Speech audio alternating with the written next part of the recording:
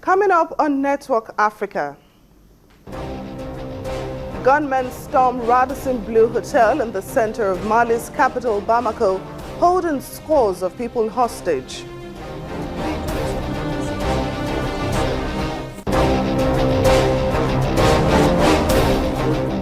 UK pressures Nigeria to help its Home Office with the deportation of an estimated 29,000 Nigerians. London-based activist Alexia Thomas says process is illegal. She joins me later on the program from London. In our Africa Tech segment today, African software developer Godspower Otali creates messenger app called Waiting Day, an alternative to WhatsApp.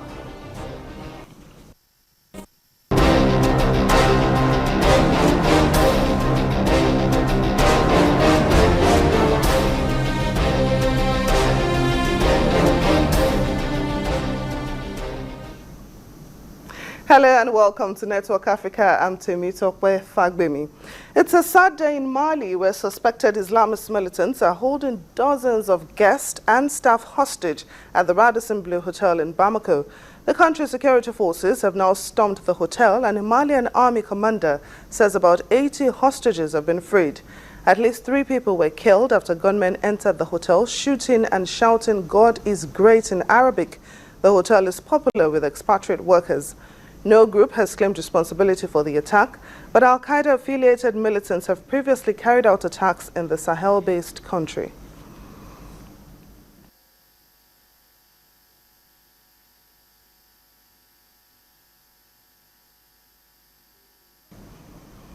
Well, we hope to have more on that when the VOA's correspondent in Bamako joins us live on the program.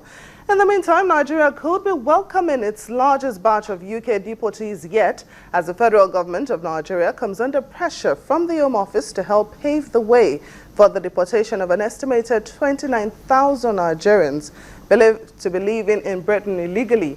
According to Nigeria's acting High Commissioner to the UK, Olukunle Akindele Bangboshe, the embassy is being asked to help remove people who are sick, had immigration appeals outstanding, had no ties to Nigeria after living for many years in the UK, and who in some cases were not even Nigerians.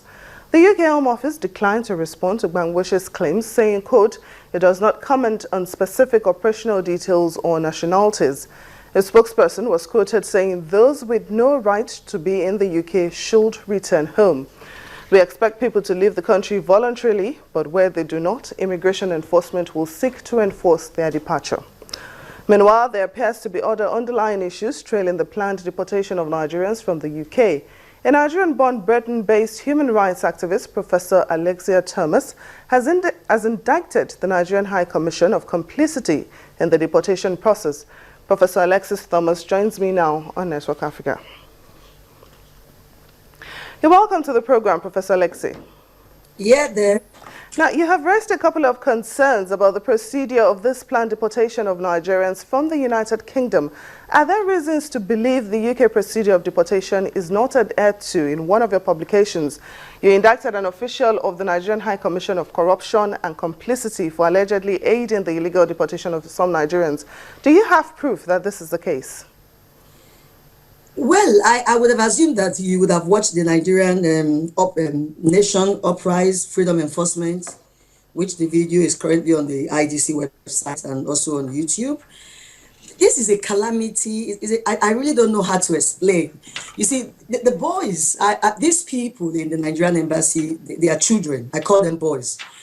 They don't know what they are doing. And I think for this first time, we need to teach them a lesson, because the politics played by the Nigerian government are all sham kind of politics. The first thing we've been able to establish, which I know that you would have gone to the YouTube to watch the Nigerian Nation Arise, you would have heard my voice where I gave full accounts of what has been happening. Okay?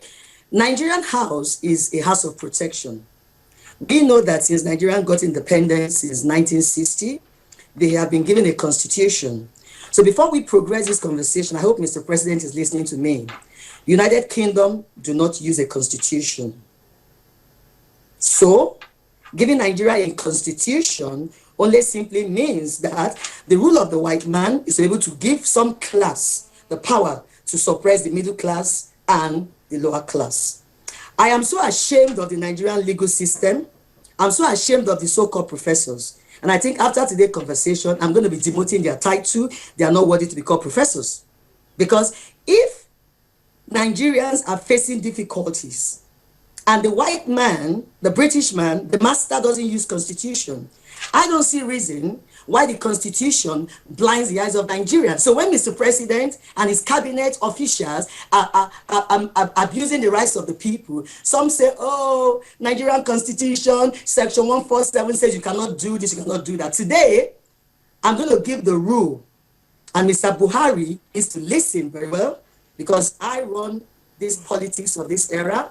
The fact that the British had lost their mythology, the fact that the British do not understand political mythology, the fact that they gave independence to the Nigerian government and they had not given them freedom.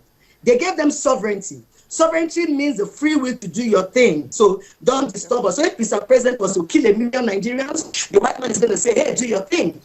But the era of Professor the white Thomas, man let me just come in here. Have you raised these concerns with the Nigerian High Commission and the UK Border Agency? Listen to me, my dear. I would have assumed you have watched Nigerian Arise. You see, we don't talk, we believe in action. This is not a concern, these are issues. It simply means Mrs. Ngeri has been ordered yesterday, 10 minutes to 3 o'clock, she got a letter mandating her. She needs to revoke all the deportation certificate she has given. She needs to revoke REVOKED. She needs to revoke the deportation certificate. She has until 3 o'clock today to confirm evidence of certificate revocation. If she does not do that, I will see the Ministry of Justice, the justice system sentence Ms. Ngeri to death by hanging. Because she is assassinating the life of Nigerians in the UK. We seem to be having difficulty hearing you now, so we'll try and re-establish connection with you. We're having difficulties hearing what you're saying. We'll try and re-establish connection with you. But in the meantime, thank you so much for joining us on Network Africa. In other news, Burundi's ruling CNDD-FDD party says it is shocked that Belgium has advised its nationals to leave the country. This comes after Belgium last week said those whose presence is not essential should leave because of increasing levels of violence.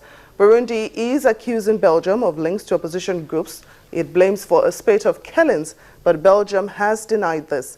Reports say there are about 500 Belgian citizens in Burundi. There has, however, not been any sign of mass evacuations at the airport. Burundi's ruling party, the CNDD-FDD, reportedly said the Belgian request for its citizens to leave shows that colonialist Belgian politicians are ready to go to any length when it comes to issues regarding Burundi. This statement could further ratchet up tension between the two countries. At least 240 people have been killed since April when President Pierre Nkurunziza began his third-term bid.